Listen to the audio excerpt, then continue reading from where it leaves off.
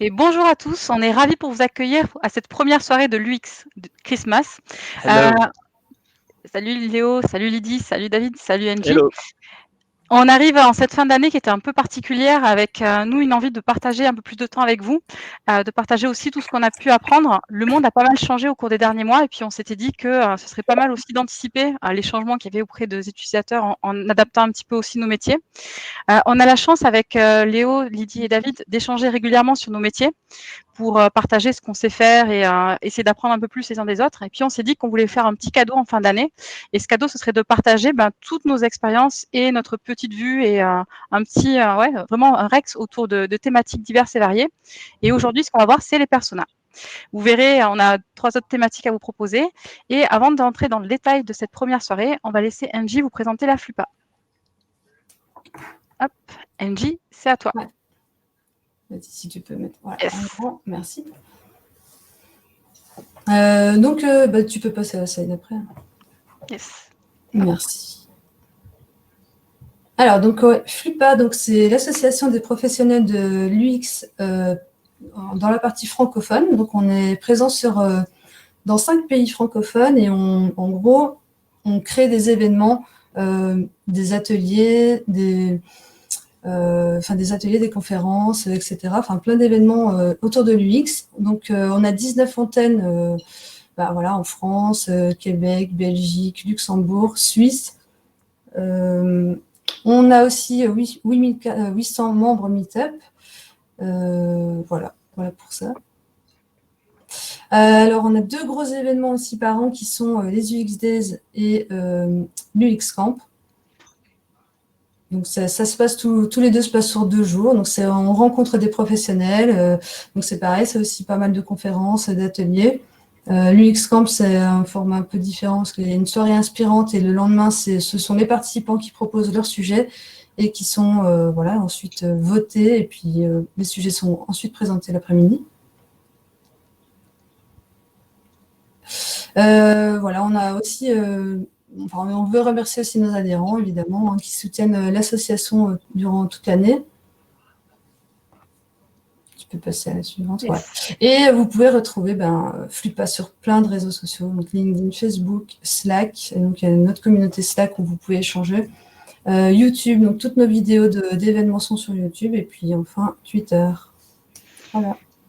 Merci Angie. Alors je vous remercie d'aller vous intéresser un petit peu à ce que fait la FLUPA, parce que s'ils n'étaient pas là, je pense qu'on se serait peut-être pas rencontrés, tout simplement, Léo, Lydie et David, et on n'aurait pas rencontré plein d'entre vous qui sont des membres ou actifs ou qui étaient des membres ou en tout cas qui ont suivi la FLUPA.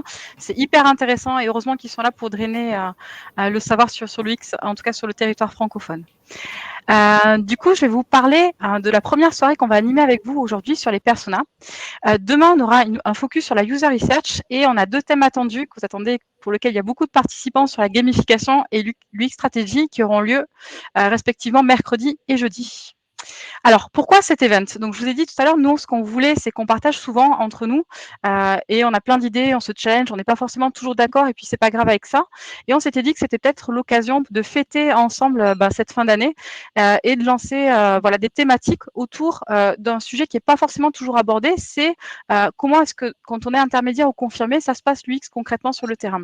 Il y a plein de formations et encore une fois, grâce à la FLUPA, vous allez pouvoir trouver des meet-up qui sont souvent adressés ou à des débutants, des intermédiaires. Nous, vraiment, on voulait plutôt vous partager un retour pour des personnes qui avaient déjà une expérience professionnelle sur les personas. Je tiens à remercier, avant que j'oublie, forcément Angie et la FLUPA de nous avoir soutenus sur cet événement et gardez bien un œil sur ce qu'ils font. Au niveau du déroulé, on va passer une petite heure ensemble. On vous présentera rapidement le thème parce que on va enfoncer des portes ouvertes évidemment, mais si on commence à parler d'un thème sans se mettre d'accord sur une définition, ça va être compliqué sur la suite d'enchaîner. On va ensuite collecter toutes les questions que vous nous avez déjà posées sur un petit board et on va vous présenter notre point de vue, nos différents points de vue à nous 4. Ça durera 15 à 20 minutes. Ensuite, vous avez la parole. Donc déjà, dans le chat, si vous voulez écrire vos questions, on va tout suivre et tout lire de ce que vous allez écrire et puis on va choisir les questions qui nous semblent être le plus en adéquation avec nous, ce qu'on peut vous apporter là-dessus. Et puis, du coup, un petit tour de table derrière aussi. Et si vous êtes sage à la fin, on vous posera aussi des questions. Alors, j'ai quelques consignes pour vous. La première, c'est utiliser le chat pour poser des questions au fur et à mesure. N'attendez pas la fin pour nous bazarder toutes vos questions, on risque d'en rater. Restez en mute quand les autres parlent ou quand vous venez sur scène, essayez de respecter le temps de parole. Et pour que ça se passe bien, j'ai ma petite sonnette. Si vous dépassez 1 minute de temps de parole, je serai obligée de vous couper pour que tout le monde puisse parler. C'est pareil pour nous les intervenants, on va se laisser 1 minute par question et par thématique. Et on aura sans doute le droit à des jokers, donc on vous demandera aussi à vous de répondre à certaines questions qu'on nous posera. Donc soyez sympa avec nous sur les questions. Voilà, j'en ai fini sur ce cadre d'introduction. Je nous présente rapidement. Donc, vous voyez, on était sage, on a porté le masque. Je vous ai dit, on est plutôt potes. On est 4 passionnés du X, de jeux, alors jeux vidéo, jeux de société, enfin jeux sous toutes ces formes en fait. Et on est passionnés par tout ce qui est attrait à l'humain, sciences sociales. Enfin, on est assez humaniste, on va dire, dans nos valeurs. On est liés par 4 valeurs qui sont la passion, la compétence, l'ouverture d'esprit et la bienveillance. C'est vraiment quelque chose qu'on veut porter, ce qui nous a rassemblés. Notre but, c'est de partager et d'apprendre ensemble et puis de se marrer. On n'est pas trop du genre à se prendre au sérieux, mais on évite aussi de raconter des conneries. Donc, on essaie de trouver ce positionnement entre deux. Et notre ambition, c'est de contribuer ensemble et avec tout le monde aux pratiques de l'UX de demain. On est persuadé qu'on peut faire beaucoup mieux que ce qui est fait aujourd'hui. On est persuadé qu'on peut encore sublimer nos métiers, qu'il y a plein de belles choses à découvrir avec la data, pour parler juste que de ce sujet-là. Et du coup, on invente des trucs comme le Haka Workshop et le chat PowerPoint. On vous en parlera peut-être plus tard si l'occasion s'en prête. On a écrit un petit bouquin l'an dernier sur le cahier du X, qui est un premier cas sur la user research. Je vous invite à le télécharger puisqu'il est dispo gratuitement. Et Mélo, qui est assez connu aussi dans le X, nous a aidé à faire cet événement. Et pour nous présenter un peu plus, et pour pas être pompeux, il n'y a que moi qui vais prendre la parole, nananaire. Donc moi, c'est Manu, donc j'ai travaillé pour plutôt les industries du jeu de société, on va dire, et du jeu vidéo. David a une grande expérience aussi en tant que UX-lead pour pas mal d'entreprises aussi, donc Disney, Ubisoft, enfin, je ne vais pas tout citer non plus, et Eureka. Léo, il est toujours en poste sur un fabuleux jeu sur Ubisoft que j'adore et dont on a essayé d'imiter l'ambiance un petit peu aujourd'hui. Et Lydie dirige IA Marketing, qui est une super entreprise avec qui j'ai pu collaborer, et aussi Léo, à base d'IA, du X et de marketing, comme son nom l'indique. Donc voilà pour nous. Sans plus tarder, on va parler des personas. Alors, on a récolté vos questions. Vous n'étiez pas nombreux inscrits parce qu'on ne voulait pas non plus être 60 000 personnes pour bien que ce soit qualitatif. Et donc, on a regardé un petit peu comment les questions, on pouvait les assembler ensemble pour faire des thématiques. On en a 6 aujourd'hui. Et la première qu'on introduit, c'est quoi les personas? Et je vais te laisser David parler sur cette partie-là. David, c'est à toi. Super, merci Manu. Donc effectivement, comme Manu disait, on risque un peu d'enfoncer des portes ouvertes au début, mais c'est très important même dans le métier de tous les jours. C'est pas juste important maintenant pendant cette vidéo assez rigolote. Être clair sur les définitions, qu'on soit sûr de tous avoir les mêmes définitions, ça aide au moins à être sûr qu'on parle de la même chose et qu'il n'y ait pas d'ambiguïté. Donc là, au niveau des personas, nous, la définition qu'on a retenue, on a pas mal discuté parce que là, on est sur le tome 2 du bouquin en ce moment et c'est un bouquin justement sur les personas. Donc on a eu des gros débats et on en est arrivé à ça. Au fait que un persona, c'est un archétype qui est construit à partir de recherches quali et quanti. C'est vraiment important pour nous, on verra après, que ces recherches sont essentielles. On ne peut pas vraiment parler de persona en fait, s'il n'y a pas ces recherches, s'il n'y a pas un minimum de recherche qui a été faite. Et tout ça, ça donne un groupe de personnes donc, qui ont des caractéristiques psychologiques et comportementales qui sont communes. Et ce qui est très important, c'est que ça, il faut que ce soit face à une situation donnée. Un persona, il est face à une situation, face à une problématique. C'est pas quelque chose dans la vie de tous les jours, c'est pas quelque chose de vague. Il faut qu'il y ait un contexte. Et ça, c'est vraiment une notion, pareil, sur laquelle on a vraiment tenu à s'arrêter. Et ici, à mettre un gros focus, c'est il faut que ce soit face à une situation donnée. Et c'est grâce à ça que justement, on arrivera à savoir qu'est-ce qu'il faut faire pour satisfaire les besoins des personnes dans cette situation donnée. Alors, bon, il n'y a pas que des domaines ensuite, psychologiques et comportementaux. Il n'y a pas uniquement ces caractéristiques-là qui sont là. On va essayer de relier à d'autres indicateurs pour arriver à bien les cerner, des indicateurs démographiques, comme on voit, et aussi tout ce qui est business. Donc tous ces indicateurs avec ces caractéristiques psycho et comportementales, ça permet de donner cet archétype qu'on appelle le persona. Et il y aura plusieurs personas, bien sûr, dans un projet. C'est rare de travailler avec un seul, ça arrive. Mais voilà, on va avoir plusieurs personas autour de cette situation donnée. Merci David. Tu étais juste dans le timing. La première question que vous nous avez posée, c'était comment on fait? Alors, je vais essayer de répondre du coup en 1 minute à ça. Déjà, comment on fait? Ça nécessite de savoir pourquoi on les fait. Pourquoi est-ce qu'on fait ces personas? Donc, la première étape pour vous, ça va être de définir pourquoi est-ce que je vais faire ces personas-là. Donc ça peut être pour la génération d'user story, d'idées, de services, de features, whatever. Ça peut être pour de l'identification de touchpoints, de vecteurs de tendance ou de canaux de communication. Pour de la validation, moi ça m'arrive de l'utiliser pour des tests utilisateurs, pour recruter par rapport à des personas que j'avais déterminés, pour faire une validation experte, par exemple des heuristiques en suivant un profil d'utilisateur ou pour une étude client. Ça peut être pour prioriser également, prioriser des features. Donc on va faire appel à des personas pour voir quelle feature passe auquel prisme de quel autre persona. Ça peut être pour capitaliser. Moi, je mets souvent des infos qui sont des guidelines dans mes personas, qui peuvent servir en tout cas des guidelines. Et ça peut servir aussi au management pour fédérer les nouveaux arrivants, pour fédérer les équipes, pour aligner tout le monde vers le même objectif et même pour transmettre des informations cross-service. Une fois qu'on a défini à quoi ça va servir, et puis ça peut remplir plusieurs cases, on va sélectionner les informations qui sont pertinentes pour ce projet, donc pour ce cas-là. Et du coup, moi, j'utilise ce modèle-là que je vais vous envoyer aussi, qui permet de voir pour une situation donnée et un produit donné, vous allez pouvoir venir extraire les informations qui vous semblent importantes. Par exemple, si vous parlez de maillot de bain, sans doute que la corpulence de la personne, son sexe et son âge vont être des paramètres importants à avoir dans vos personas. Si en revanche, vous parlez des piles, que vous allez mettre dans vos appareils, je suis pas sûre que le sexe, l'âge, enfin ça compte vraiment. Peut-être que c'est plus des problématiques liées au budget, au métier. Et donc grâce à ce genre d'outils, vous allez pouvoir sélectionner les paramètres qui sont importants. Et ensuite, on passe à la troisième étape, qui est d'établir le squelette du persona. Donc là, ici, on vous a fait un espèce de macro-squelette de persona où, en général, vous avez quasiment toutes les informations. Une première partie qui est le lifestyle, qui est assez exhaustif volontairement sur cette partie-là. Une autre partie qui est liée aux usages et une partie qui va plutôt être liée au marketing. Donc, je pourrais parler des heures, mais j'ai qu'une minute, donc je vais aller assez vite sur l'essentiel. Et David, de toute façon, tu vas rentrer en détail sur l'usage. Mais en gros, en fonction de vos projets, vous n'êtes pas obligé d'aller dans le micro détail comme là c'est fait ici. Vous allez peut-être plus spécifier, par exemple, le diagramme café, donc les bénéfices attendus sur vos projets, ou carrément la partie marketing en fonction de vos projets. Et moi, ce que j'aime bien dans ce genre d'utilisation, c'est que je décompose en 3 parties. Une partie qui est vraiment le lifestyle général, et puis sur l'usage, je vais le décliner en fonction du service dans mon entreprise à qui je m'adresse. Les équipes marketing, je leur envoie juste que le bas, avec que le lifestyle. Les équipes conception, je leur envoie juste le lifestyle avec la partie usage. Donc ça permet de moduler un petit peu ces personas. Un dernier truc qui est important pour les 10 dernières secondes que j'ai, c'est que souvent les personas, il faut les penser comme un tout. C'est pas juste un persona isolé, il faut aussi comprendre, comme avec les licornes ici, comment ces personas vont se répartir sur l'ensemble de votre population, de votre audience ciblée. Et voilà. À toi, David. Donc moi, je fais un truc que tu fais, Manu, qui est super bien. Je vais mettre un chronomètre. Je trouve ça vraiment génial. C'est un super outil. Donc moi, un outil que j'utilise, un framework que j'utilise pour arriver à bien identifier mes personas, c'est celui-ci. Comme je vous disais, c'est face à une situation donnée, et ça, c'est vraiment quelque chose que j'ai appris qui est vraiment essentiel. Et cette situation, elle déclenche un problème. On appelle ça par ailleurs parfois des situations dysfonctionnelles.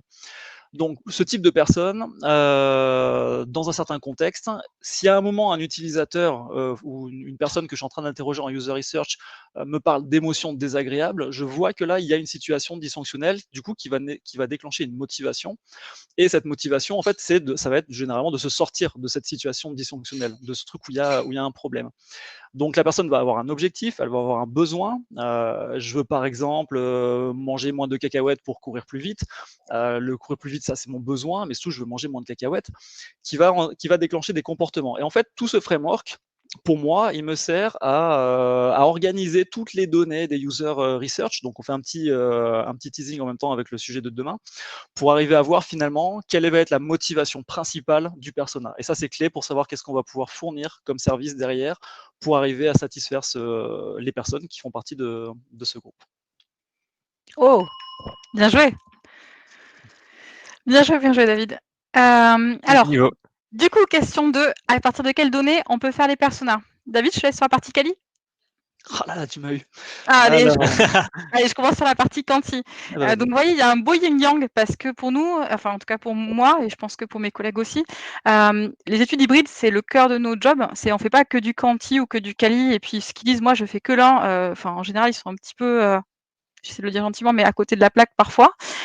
Du coup, le quanti, ça va amener quoi? Ça va amener des statistiques ou de la data pour décrire, mesurer et hiérarchiser. Donc cette fois-ci, on a vraiment une attitude de géomètre. Ce qui est important dans les personas, c'est qu'on veut vraiment avoir des personas qui sont une photo de notre audience. On a quand même besoin d'avoir quelque chose qui est quantifiable. Sur la partie quali? Le quali, c'est principal, hein. C'est-à-dire que le quali va permettre de dire comment et pourquoi. Comment est-ce que les gens font, pourquoi est-ce qu'ils font ça, justement, quelles sont leurs motivations, quels sont leurs comportements.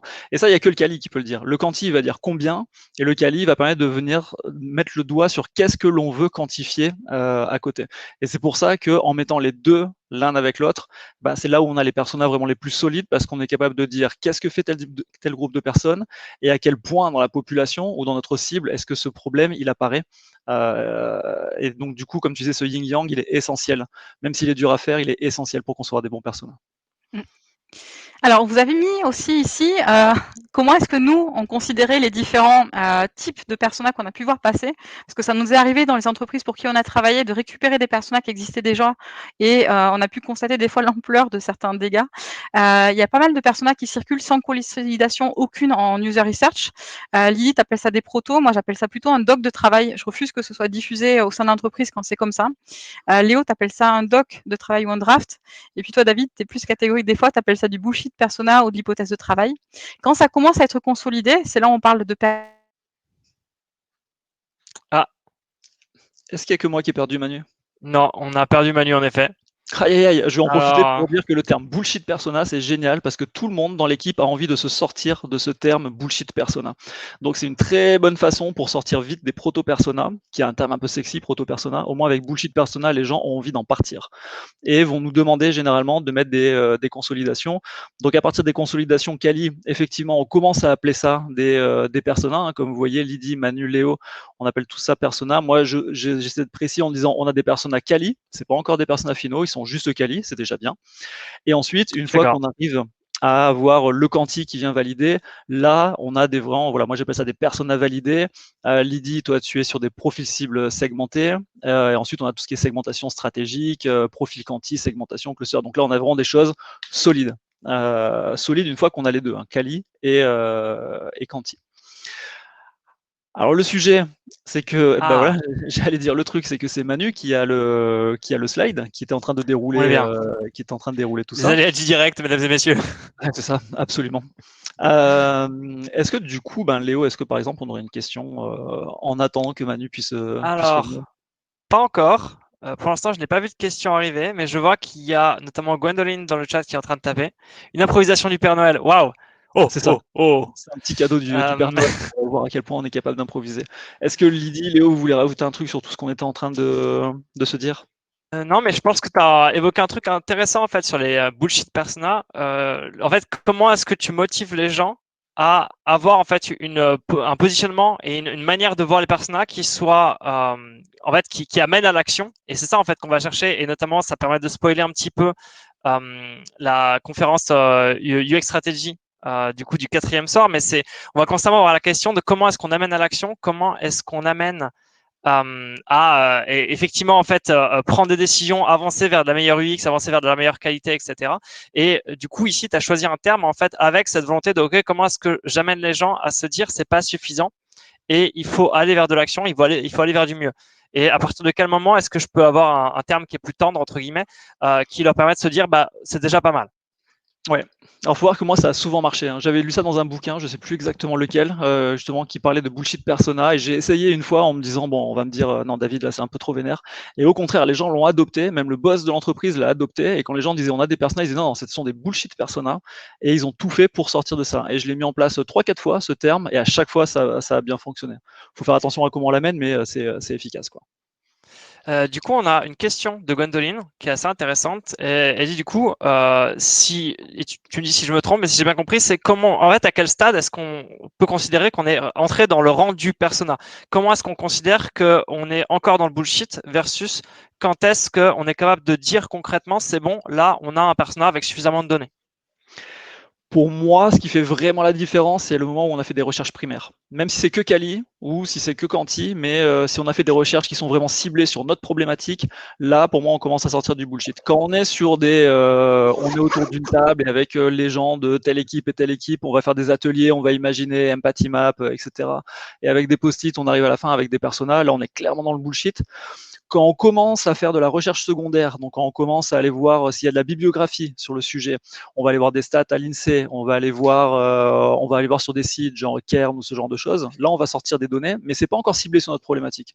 Donc pour moi, on est encore à côté de la plaque à ce moment-là. Mais le moment où on s'est dit, OK, on a fait une étude quanti, et cette étude quanti a été directement ciblée sur une problématique, ou une étude quali, et que grâce à ça, on a alimenté nos personas, je pense que là, on peut commencer très sérieusement à se dire, on sort du bullshit, on est dans le persona. Et une fois qu'on a les deux, enfin même les trois, parce que là j'ai parlé de recherche secondaire, quand on a recherche secondaire, recherche primaire quali et quanti, là on est top of the pop. Tout à fait. Du coup, on spoil un petit peu sur le sujet. C'est quoi une recherche quali de suffisamment bonne qualité qu'on va notamment évoquer demain avec la user research, qui est intéressante. Et l'autre, du coup, forcément, la question que pose Gwendoline ensuite, c'est OK. Et maintenant, est-ce qu'on peut évoquer des exemples? Et spoiler, ça va arriver. C'est bon, j'ai récupéré l'électricité. Je pense que je suis allée trop fort sur les lumières derrière.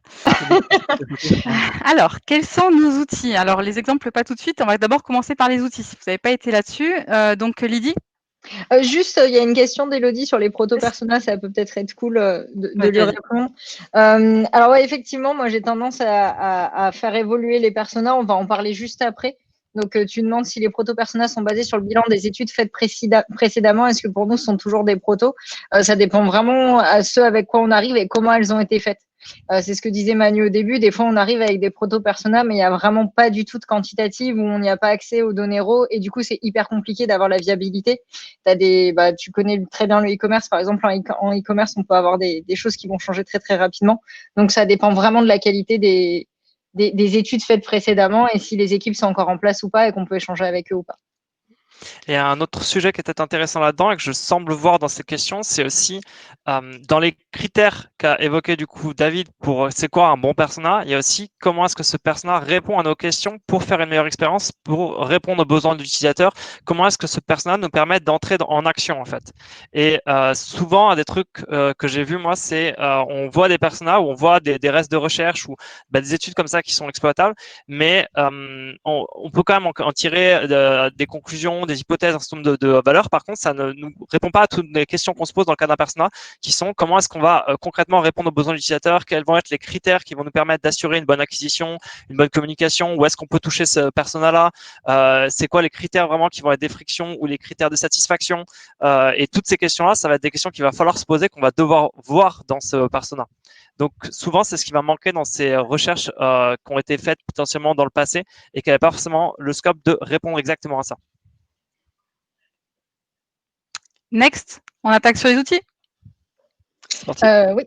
Alors du coup, j'utilise les mêmes boîtes à outils, sondages, études, etc. Mais ma petite différence, c'est que j'ai développé un algorithme de deep learning, donc une vraie intelligence artificielle qui a lu des milliers de commentaires et des avis et qui est spécialisée en français et en anglais sur tout ce qui va être détection et scoring d'avis, pour pouvoir après construire différentes échelles.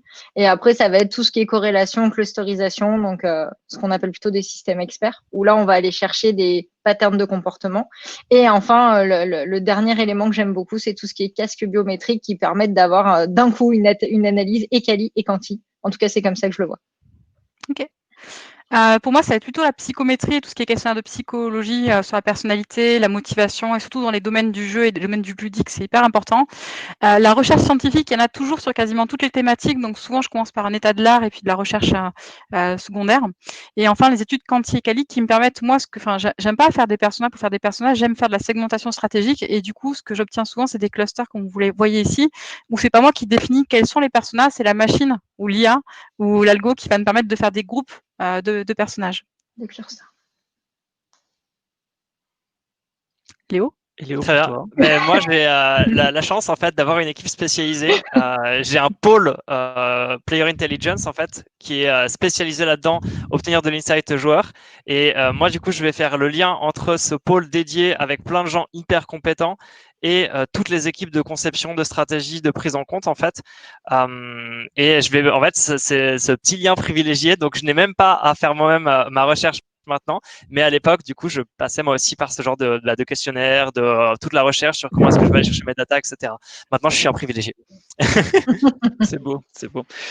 Et moi, bon, mon outil, il a rien de fou, hein. C'est le process, c'est le process pour aller faire des recherches quali. Et je voulais ici lever quand même le fait que le bullshit persona, pour moi, c'est essentiel au tout début pour lever les hypothèses de recrutement. Savoir qu'est-ce que l'on sait, qu'est-ce que l'on sait pas, quelles sont les choses que l'on veut lever. Pour moi, il sert à cette hypothèse de recrutement. Et ensuite, on va les recruter et on va aller faire toutes nos études pour le jeter définitivement et passer sur des vrais personas. Il y a une grille d'analyse, je ne sais plus si on en parle aujourd'hui ou demain, on verra, ça va être la surprise, même pour moi, où j'ai mixé toutes les grilles qui étaient intéressantes, dont l'empathy map et le hierarchical task analysis.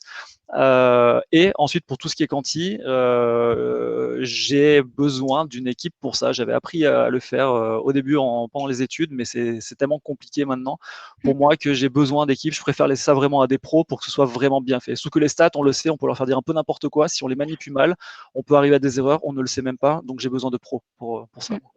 Moi aussi, j'ai un data scientist à mon bureau. Bien joué. Didi, il y a une question pour toi qui sont quelles données biométriques en particulier est-ce que tu obtiens avec tes casques? On spoil demain ou pas du coup? On peut juste dire spoiler, on en parle demain. Voilà, spoiler, on en parle demain. On parle de biométrie demain. Ouais. Allez, next.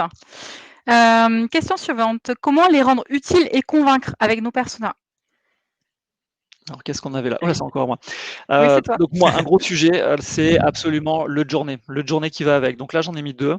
Un en haut où on voit des personnages qui ne sont pas imbriqués. Donc à gauche, on voit six trucs en mode paysage qui sont chacun des personnages avec leur courbe émotionnelle et puis tout le journée dans lequel ils vont.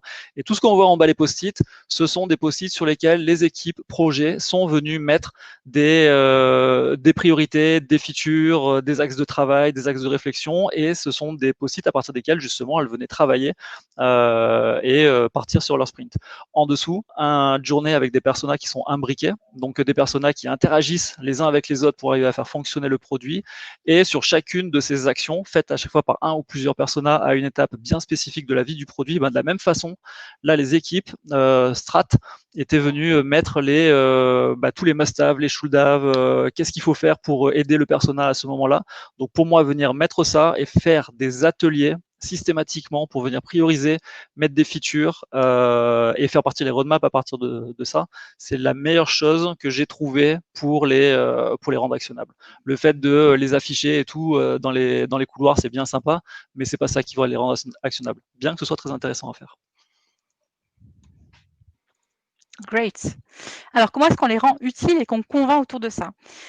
Déjà, c'est en mettant en place, par exemple, des KPI, ou en tout cas, nous, s'alimentent sur ces KPI-là. On ne parlera pas forcément aujourd'hui du plan de communication parce que j'estime que les personas sont un outil sur lequel il faut absolument communiquer dans l'entreprise. On en parlera pendant l'UX stratégie de cette partie de communication qui est tellement importante dans notre job. Et je vous ai mis ici quelques exemples de KPI qu'on pourrait très bien utiliser. Nombre de pourcentage de personnes qui l'utilisent dans l'année, pourcentage de personnes dans votre entreprise qui connaît vos personas, qui sait dire les noms en tout cas, le nombre d'utilisations, combien de fois dans l'année vous avez utilisé vos personas, nombre de services, nombre de mises à jour, est-ce que c'est au moins une fois par an que vous les utilisez ou que vous les mettez à jour, nombre de guidelines que vous créez grâce à vos personas, nombre de transformations sur des publics cibles et nombre de prédictions qui sont conformes là-dessus. Il y a un point qui a été posé sur le bullshit. Moi, j'explique souvent qu'en fait, le bullshit sur les personas, c'est quand si vous changez l'UX designer et que vous n'avez pas les mêmes personas en sortie, c'est qu'a priori, vous avez fait beaucoup de bullshit. Alors, David... Juste un truc là-dessus, par contre, mais il y a un gros sujet que tu as mené et que je vois souvent pas dans les KPIs, ce qui est que tu as à la fois mis les impacts en interne et les impacts en externe. Ouais.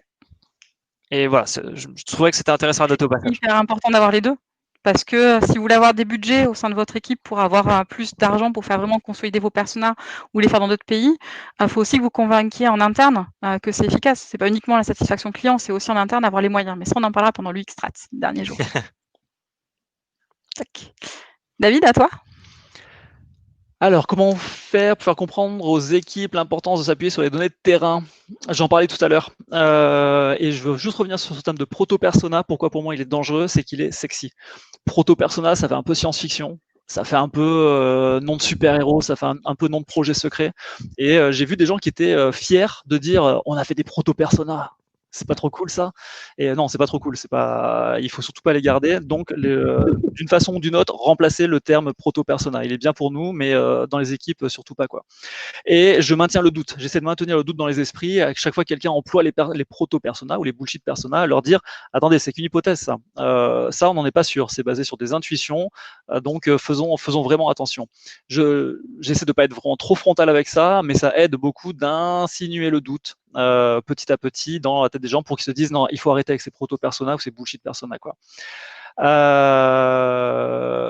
Et puis voilà, je dis voilà, on a souvent des personnages qui sont faits sur du quanti, et je dis ok, bah le quanti c'est bien, ça nous dit combien, mais on sait pas vraiment dans la vie de tous les jours les gens pourquoi est-ce qu'ils font ça, qu'est-ce qui les amène à faire ça. Donc pareil, je questionne en fait, pas méchamment, mais j'essaie de questionner systématiquement les personnages quoi. Et bien sûr, je montre aussi des exemples de boîtes qui ont fait des projets basés sur des personnages solides, en disant que ça serait bien quand même si on faisait aussi bien quoi. C'est clair. Et Alors, Lydie. Lydie? Non, mais c'était un peu. Bah, à part que moi, j'utilise Proto-Persona parce que comme je valorise l'équipe pluridisciplinaire, c'est sexy. Et quand je veux leur donner des tâches à faire, il faut qu'ils aient envie de la faire évoluer. Et effectivement, moi, j'ai tendance à travailler avec des équipes vraiment très, très larges parce que je suis sur des plus petites boîtes où j'ai pas des cellules et des boîtes à outils dédiées. Et j'ai besoin que tout le monde se penche dessus et leur dire, bah voilà, ça, c'est un proto, voilà où est-ce qu'on veut aller. Et du coup, donnez-moi les moyens d'y aller ensemble, quoi. Et ce qui est intéressant, c'est que j'ai encore une opinion différente. C'est interdiction, interdiction. Parce qu'en fait, si tu laisses la porte ouverte à des proto-personas, les gens vont se dire, bah, on faisait toujours comme ça. Et pourquoi est-ce qu'on devrait changer? Pourquoi est-ce qu'il y aurait plus de moyens après? Et du coup, je suis assez extrémiste à la fois dans ma user research et dans ma façon de faire les personas, où en gros, c'est mieux que rien. Pour moi, ça n'existe pas. C'est où j'ai les moyens de faire, ou je fais rien et je m'assois sur mon bureau et j'attends d'avoir les moyens. Donc, c'est chacun son point de vue par rapport à nos vécus et ce qu'on a pu vivre et quels sont nos objectifs derrière. Mais il y a plein de façons et je pense qu'il n'y a pas une réponse unique à répondre à cette question sur les proto-personas. Question 5, comment les fait-on vivre? Alors, il y a des choses qui vont évoluer plus ou moins rapidement dans les personas et rappelez-vous ce que je vous avais mis tout à l'heure là-haut sur les caractéristiques individuelles qui évoluent au sein des personas et qu'on intègre. Il y a des choses dans la vie qui changent peu et d'autres qui changent très souvent.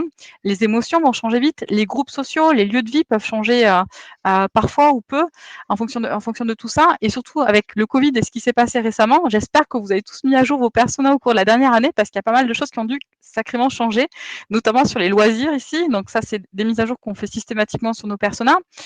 Sur les devices, parce que les gens sont de plus en plus équipés, se sont rééquipés parce qu'ils devaient rester chez eux. Et du coup, c'est bien à vous d'identifier par rapport aux informations que vous avez sélectionnées sur vos projets, quelles sont les informations que vous devez mettre à jour plus ou moins régulièrement. Donc, je vous invite à bien avoir cette réflexion-là. Des choses qui changent parce que l'individu change. Le métier ne change pas tous les jours. Par contre, peut-être les conditions familiales, le nombre d'enfants peut évoluer drastiquement. Et puis, il y a des choses aussi qui sont sociétales, comme le Covid, on a pu le voir cette année, sur les comportements de plus en plus digitalisés. Et donc, vous allez devoir à chaque fois mettre à jour vos personas au prisme de votre analyse sociaux, de vos tendances, de tout ce que vous avez pu détecter dans vos autres études quanti et quali. Donc voilà, la donnée a une date de péremption et il faut être en mesure de estimer cette date de péremption ou avoir des indicateurs pour voir quand est-ce que la donnée est périmée et qu'il faut renouveler. Et Léo, je vois que ton casque clignote. Est-ce que ça veut dire qu'il y a une question? Alors, je l'avais mis parce qu'en fait, on s'en servait plus, mais il y a en l'occurrence des réactions dans le chat qu'on va pouvoir lire. Donc, il y a Gwendoline qui est assez en accord au niveau du fait d'être assez extrémiste là-dessus. Donc, voilà, aller loin dans la recherche plutôt que faire de l'à peu près. Et Élodie. Ce qui marche bien en utilisant les protos comme point de départ pour enclencher les études, c'est de montrer dans son proto les suppositions. Donc, mettre en avant justement qu'est-ce qui est l'ordre de la supposition et de l'hypothèse. Et quand ton proto est en orange, je t'assure qu'ils ont envie de passer aux études. Donc, mettre en avant directement dans la forme le fait que c'est l'hypothèse. Donc, ça, c'est aussi intéressant comme approche. Absolument. On pourrait mettre comme ça un gros panneau work in progress sur le persona ou ce genre de pratique-là, carrément. J'ai eu la chance de beaucoup travailler avec Élodie, c'est peut-être pour ça que je dis proto aussi. Alors, on a une question de plus sur justement ces équipes, au sein des équipes projets. Comment est-ce qu'on fait vivre les personnages? Quels sont les rituels? Comment est-ce que ça se passe au fil des temps? Et David, tu avais une réflexion à nous partager là-dessus. Eh ben, nous, ce que l'on fait, ce qu'on a fait aussi dans d'autres équipes, c'est avant chaque sprint, même si on sait qu'on va devoir partir sur le sprint, on fait un tour sur des personas et on se demande si c'est à jour ou pas. Est-ce qu'il y aurait besoin de plus de données ou pas? Et systématiquement en début, même si on sait qu'on va partir sur de la prod basée sur des choses qui sont pas complètes, on note tout ça en se disant il faut absolument qu'on lève le point là-dessus pour au moins pour la prochaine fois.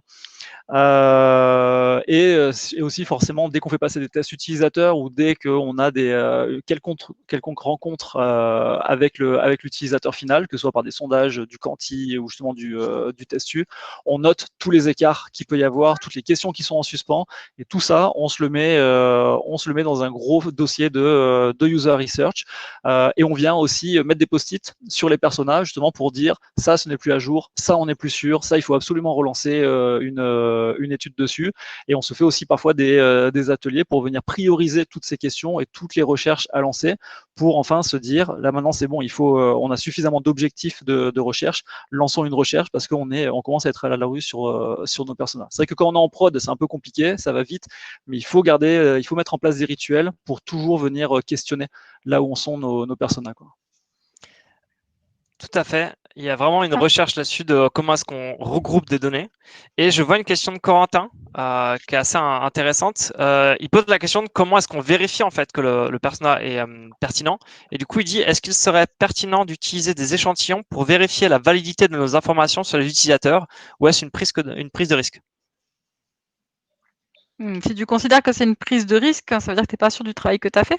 Donc ça me semble être un petit peu compliqué. Je pense que c'est intéressant quand tu as une approche qui est purement qualitative de faire ce travail-là. Par contre, quand tu as fait du quanti pour créer tes personnages, en tout cas pour les clusterer ou pour les construire, a priori, c'est pas un risque, c'est juste de la double vérification ou peut-être juste de la perte de temps. Enfin, c'est pas forcément nécessaire. Puis tu peux avoir un gros biais d'échantillonnage quand tu as fait du quanti, parce que du coup, tu vas peut-être passer à 10 000 ou 20 000 utilisateurs, et pour ton échantillon, tu vas peut-être être sur 100, et pas de pot, tu vas avoir qu'un de tes clusters, et pas les 3 ou 4 que tu auras vus. Et du coup, on revient encore sur les thématiques qui arriveront demain, mais sur comment est-ce qu'on choisit la taille de l'échantillon, etc., pour assurer la validité de l'étude. Là, très rapidement sur cet écran, je suis pas allé lire cet article, je suis juste tombé dessus. Il faudrait aller voir exactement, mais ce qu'ils disent, c'est que, enfin, ce qu'on voit juste dans l'abstract, c'est que les personnages effectivement changent. Donc ils ont fait des tests là-dessus. Il faudrait aller voir ça, mais c'était juste pour revenir dessus, enfoncer une porte ouverte et dire refaites, validez vos personas régulièrement, une fois par an. Ça semble quand même le minimum, quoi. Yes. Alors, on nous a posé une question qui m'a beaucoup plu sur la limite de nos personas. En gros, sur toutes les thématiques, et je vous spoil un peu, on nous a toujours demandé comment est-ce qu'on fait pour convaincre et quelles sont les limites, donc que ce soit sur la user research et les personas. Et du coup, sur la partie limite des personnages, je vais laisser la parole à Léo. Ouais, alors, en fait, moi, c'est juste, il y avait quand même des enjeux qui étaient, il faut que ça guide, il faut que ça permette de la prise de décision, il faut que ça puisse aider à faire des meilleures décisions. Donc, forcément, si on n'est pas en mesure de se donner ces moyens-là, peut-être qu'il faut éviter carrément la méthode, parce que ça va juste nous prendre du temps et des moyens pour rien, ou pour carrément un impact contre-productif. Donc, si on ne sait pas faire les personnages, peut-être qu'il vaut peut-être mieux pas les faire, ou alors les faire avec un mentor, ou en tout cas trouver quelque chose qui assure que la démarche soit valide. Pareil, si j'ai aucun moyen de m'assurer que mes données soient fiables, peut-être qu'il faut que je passe du temps à justement questionner comment est-ce que j'obtiens de la donnée fiable avant de me mettre au persona. Si je sais pas quelle conclusion en tirer, peut-être que encore une fois j'ai besoin d'avoir un travail avec un mentor ou ce genre de choses-là en fait, pour m'assurer que le travail que je vais faire va effectivement apporter des fruits et que je vais pas juste me retrouver à passer du temps à faire quelque chose qui est contre-productif. Léo, deuxième question pour toi. Allez. Alors, ne sont-ils pas trop limitants compte tenu de diversité possible d'utilisateurs? On parle notamment à l'accessibilité aux handicaps. Ouais, c'est typiquement une limite de l'outil. C'est impossible de représenter l'étendue de la diversité. Et comme l'a montré du coup Manu, il y a énormément de critères différents de diversité. Il y a énormément de granularité au sein de tout ça. Donc, il y a plein de guidelines à prendre en compte, rien que sur l'accessibilité. Donc, je voyais Noumeni qui parlait de Capgame. Moi, rien que sur l'accessibilité, il y a énormément de guidelines. Et du coup, on va avoir plusieurs sources qu'on va aller croiser pour être sûr qu'on fait du bon travail, qu'on prend bien tout en compte, en fait. Donc, on va aller regarder la Game Accessibility de Ian Hamilton. On va aller regarder, nous, on a des guidelines internes. On va aller regarder les guidelines qui sont produites par les différents first party, par le légal aux États-Unis. Il y a plein de sources différentes pour bien faire de l'accessibilité. Et en plus, il va y avoir des contacts différents qu'on peut faire entrer en jeu pour se faire aider à prendre en compte l'accessibilité. Donc moi, je vais utiliser plutôt des checklists en fait. Je vais soit récupérer des checklists toutes faites, soit, et c'est souvent ce que je vais faire, c'est que je vais faire mes propres checklists basées sur mon cas particulier et ma connaissance, mon agrégation de tout ça pour mon projet. Et je vais du coup avoir des énormes checklists pour des tonnes de sujets différents et être sûr d'avoir bien pris en compte c'est quoi toute la diversité que je dois prendre en compte de mon projet et mes manières de la prendre en compte. Et je vais, si possible, essayer d'aller vérifier ça avec des utilisateurs.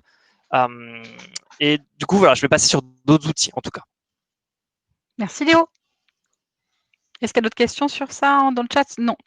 Alors, du coup, on a fini de traiter nos problématiques. On a essayé de répondre. Alors, on n'avait pas forcément beaucoup de temps pour répondre à ces problématiques. Et puis, on a réfléchi parce que clairement, on pouvait mettre 2 heures pour entrer dans le détail, etc. Donc, on a traité ça de la manière la plus simple possible et la plus audible dans le format qu'on voulait vous donner. Donc, on a répondu à comment on fait les personas, à partir de quelles données, quels sont vos outils, comment rendre utiles et convaincre, comment les faire vivre et quelles sont vos limites. On vous a présenté notre point de vue, mais si vous voulez partager votre point de vue maintenant, vous pouvez lever la main. Par contre, on vous laissera une petite minute. Vous dites votre nom, la question sur laquelle vous voulez réagir et n'hésitez pas. En attendant, si vous n'avez pas de questions et que vous ne souhaitez pas réagir, vous pouvez nous poser des questions et essayer d'approfondir parmi tout ce qu'on a pu voir, nous demander de revenir sur des parties précédentes. C'est avec grand plaisir. On vous laisse quelques petits temps pour réagir. Est-ce qu'il y a des gens qui veulent réagir dans le chat? Et aussi, ça sera avec plaisir si vous n'avez pas forcément des questions ou des remarques, mais vous avez une pratique que vous avez, que vous pensez être bonne, que vous avez envie de partager avec tout le monde. Si vous voulez échanger votre pratique, ça peut être très bien pour nous tous. Yes, alors j'ai vu plein de gens réagir. Il y a des habitués, notamment sur les proto-personas, n'hésitez pas. Le floor est à vous. Et si vous ne nous posez pas de questions, après, c'est nous qui vous en posons. Combien de temps on vous laisse? Allez, on vous laisse 2 minutes si vous avez des questions. Allez. On se fait un petit débat sur GameCup. Élodie. Comment faites-vous pour garder... Vas-y. Comment faites-vous pour garder à jour les personas quand les études viennent de différentes teams produisent? Alors moi, personnellement, comme je te disais, les personas, ils sont séparés en plusieurs parties. Donc souvent, c'est la partie sur les usages qui va changer d'une équipe à l'autre. Et du coup, je vais rendre encore plus modulaire mes personas en remettant à jour certains blocs qui sont utilisés par certaines équipes. Les autres, vous avez d'autres façons de l'utiliser? Moi, je mets des honneurs. Je mets un researcher ou une équipe entière de research, mais en tout cas, je mets quelqu'un qui est honneur des personas et qui, au fur et à mesure de l'année, va avoir justement ce travail de mise à jour, d'aller questionner les différentes teams, d'aller faire converger toutes les données qui sont sorties pour que ces personnages soient à jour. Pour moi, il faut que ce soit la responsabilité. On ne peut pas dire que c'est une responsabilité partagée. Donc, si c'est moi, c'est moi. Si c'est quelqu'un d'autre, tant mieux.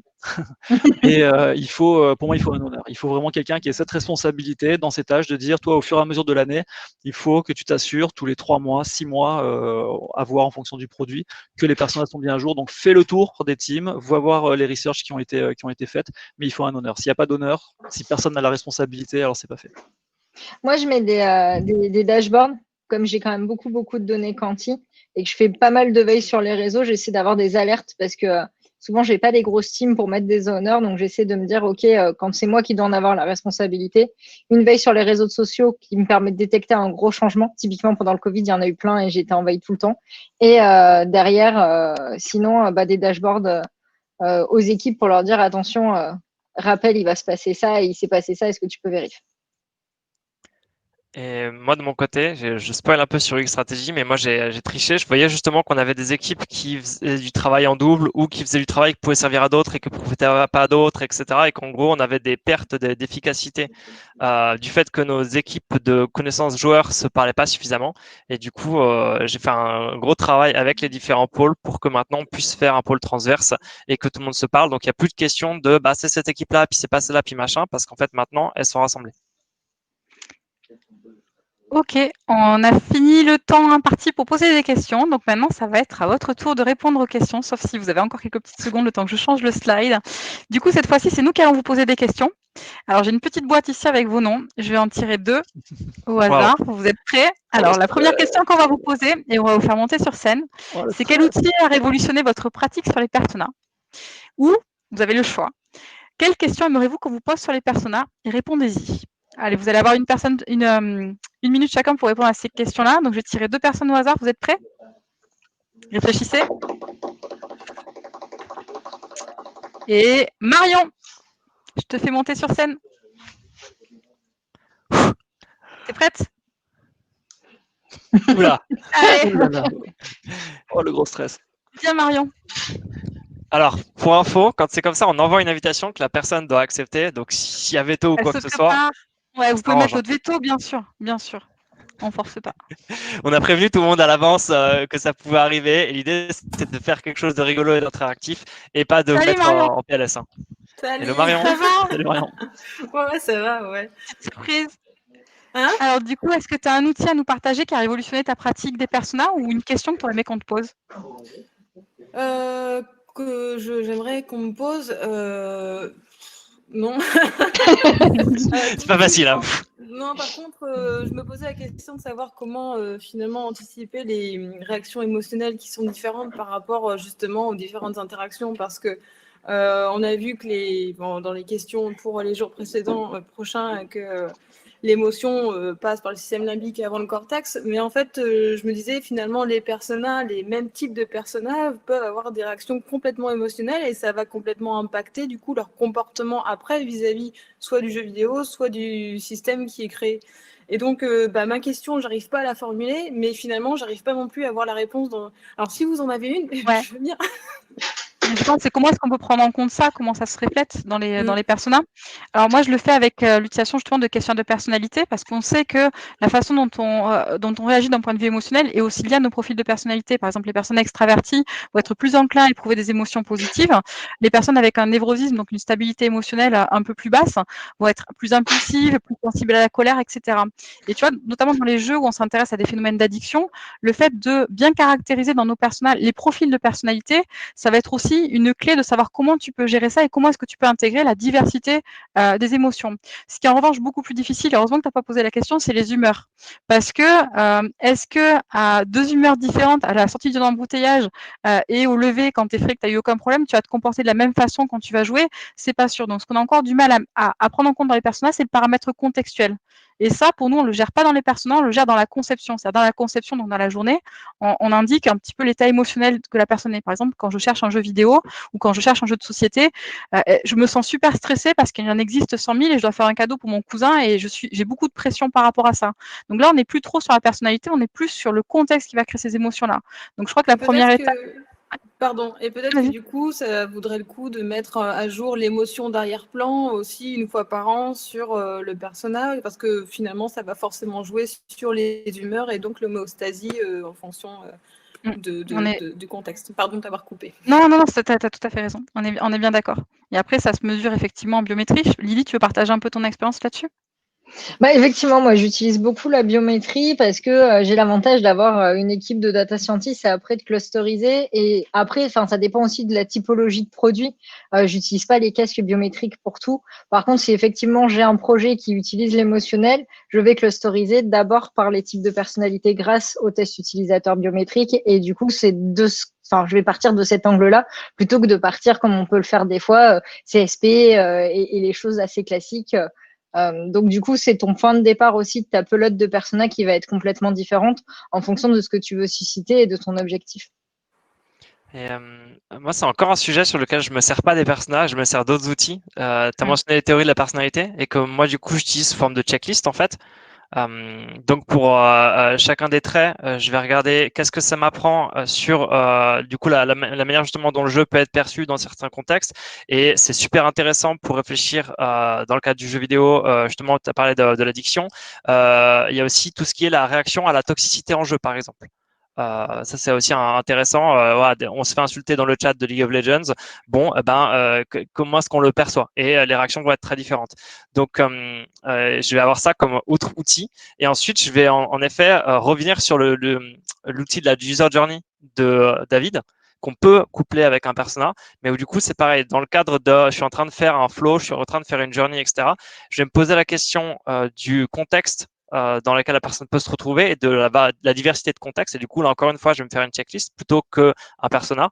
Et je vais du coup passer en revue dans ce contexte-là, quand je passe cette user journey-là, est-ce que je peux avoir des frictions?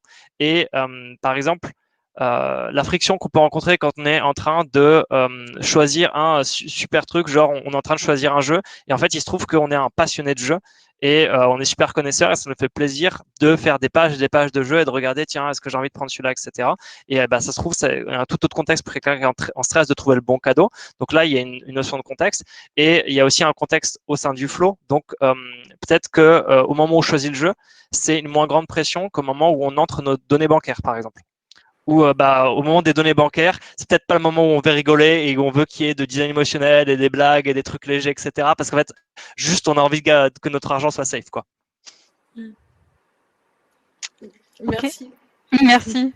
Hop, attends, Merci, je Marion. vais comment te faire redescendre. Je pense que c'est mieux. Merci. C'est bon. Hop. Tac, tac. Est-ce qu'on a encore le temps pour une autre personne ou on est bon sur le timing là? Oh, je pense qu'on a le temps pour une autre, là. Il reste 9 minutes. Qu'est-ce que vous en Il dites? reste 5 minutes. Allez. On est très bavard. Top. Allez. On se tente ça. Alors, vous avez le droit de refuser, hein, bien sûr, que si on vous invite et que vous n'êtes pas prêt à prendre la parole. Le consentement. Élodie? Tac, tac. Élodie, est-ce que tu es prête à monter sur scène? Et si oui, ce serait quel outil a révolutionné ta pratique sur les personas? Allez, je vais t'inviter. Yes, super. Eh bien. Tac, tac, tac. Ah, je te vois plus. Est-ce que quelqu'un peut l'inviter? J'y vais, je la vois. Je vais mettre sous les yeux dans la liste. Ouais, vas-y. Hop, bon. elle est en attente. Elle se prépare. J'aime beaucoup le design de cette expérience, du coup. En attente, se prépare. Ouais, c'est bien. C'est bien, c'est sur clair. scène. Le flow est sympa. Ah, peut-être que ça n'a pas marché. Si, si, Ah, si. si. Elle se charge. Super. Bonjour. Très bien. Yes. Ouais, ravi de te rencontrer. Salut. Désolée, il n'y avait pas de bonnet. Mais t'as un pull rouge. Le pull rouge. Oui, il y a un pull rouge. Alors, l'outil qui a révolutionné ma pratique, je dirais pas révolutionné, mais qui m'a aidé à faire beaucoup de pédagogie interne, je pense que c'est Figma. Donc, c'est plus sur le livrable final, mais au moins, ça permet à chacun déjà d'y accéder. Donc, que ce soit des gens, par exemple, de la team support, marketing, design, etc. Donc, vraiment pour la diffusion à l'ensemble de l'équipe, c'est vraiment top. Et aussi pour ce qui est mise à jour. C'est-à-dire que, par exemple, je fais partie de Itch, on a plusieurs teams produits. Et donc, l'idée, c'est que chaque team produit, en fait, quand elle fait ses études, mette des commentaires sur les user journey et persona pour dire, résultat de telle étude, on a appris ça. Comme ça, on a un lien après sur notre Notion sur cette étude. Et du coup, Figma permet de faire le lien avec les études en détail. Comme ça, on a la vue macro et détaillée après sur Notion. Et ça permet à tout le monde d'aider à maintenir les personas et à les consulter. Et de se sentir concerné en plus, c'est vachement bien. Exactement. Très bien. Ouais, super. Merci pour ce partage. Super tip. C'est génial. Merci. Merci Est-ce qu'il y a beaucoup. d'autres personnes, puisque vous avez eu le temps de méditer sur la question qu'on vous a posée, qui souhaite prendre la parole maintenant? Sinon, on va clore tranquillement l'exercice qu'on a pu faire avoir. Je vous invite à vous manifester dans le chat. Moi. Encore un outil, c'était super intéressant. Je veux en connaître plus. Éclairez-moi. Comme un feu de Noël. Je pense qu'on peut pas t'éclairer plus que actuellement le nombre de lumières que tu as chez toi, David. Bon, c'en est fini pour cette première soirée. J'espère que vous avez apprécié le format. C'était une nouvelle pour nous. On a essayé ce genre d'événement mi-interactif, mi-instructif, on va dire. J'espère que ça vous a plu. Si ce n'est pas le cas, n'hésitez pas à mettre des commentaires d'amélioration dans le chat pour demain, parce que demain, il y en a un autre qui sera un peu sous le même format. Donc, n'hésitez pas à nous dire plus de ça, moins de ça. On veut plus parler, on veut moins parler. Et demain, on va avoir un sujet qui est passionnant, où on va rentrer un peu plus dans la technique. C'est la user research, qui est vraiment une thématique qui a été chamboulée en 2020 avec tout ce qui est test à distance, tout ce qu'on ne pouvait plus faire maintenant et tout ça. Donc, je pense que ça peut répondre davantage à vos problématiques. On parlera de gamification et un petit peu de jeu. Ça devait être justement mercredi consacré aux jeux de manière générale, jeux vidéo et jeux de société. Mais vu qu'il y a beaucoup de questions sur la gamification, on fera quand même un gros focus là-dessus. Et on finira et on clora en beauté sur tout ce qui est UX stratégie. Comment est-ce qu'on amène l'UX à des niveaux stratosphériques au sein de votre entreprise. Je vous souhaite une bonne soirée. Merci à tous. Bonne soirée à tous. Merci à tous les gens qui étaient Bonne actifs sur le soirée. chat. Et bonne Ciao, soirée à ciao. tout le monde. Et encore merci à la plupart. Bonne soirée. Bonne Merci soirée. à la plupart. Ciao tout le monde.